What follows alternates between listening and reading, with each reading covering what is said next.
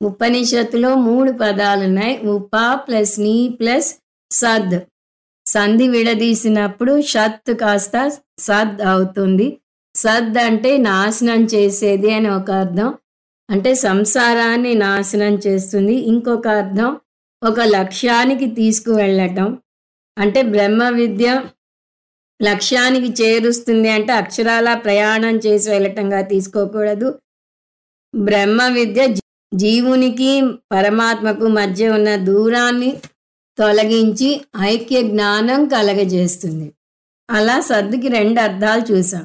దుఃఖ నివృత్తి, ఆనంద ప్రాప్తి. ఇప్పుడు 2 కలిపితే సద్ అంటే దుఃఖాన్ని పారద్రోలి ఆనందాన్ని తెచ్చే బ్రహ్మ విద్య. నీ అంటే నిశ్చయ జ్ఞానం.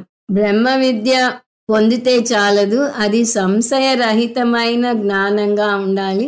ఈ మననం ద్వారా నిశ్చయ జ్ఞానం పెంపొందించుకోవాలి. ఉప అంటే ఆత్మజ్ఞానం పొందే పద్ధతి. దానికి ఒకటే మార్గం ఉంది, అది గురువు దగ్గరకు వెళ్ళటం. ఉపసదనం అంటారు దాన్ని.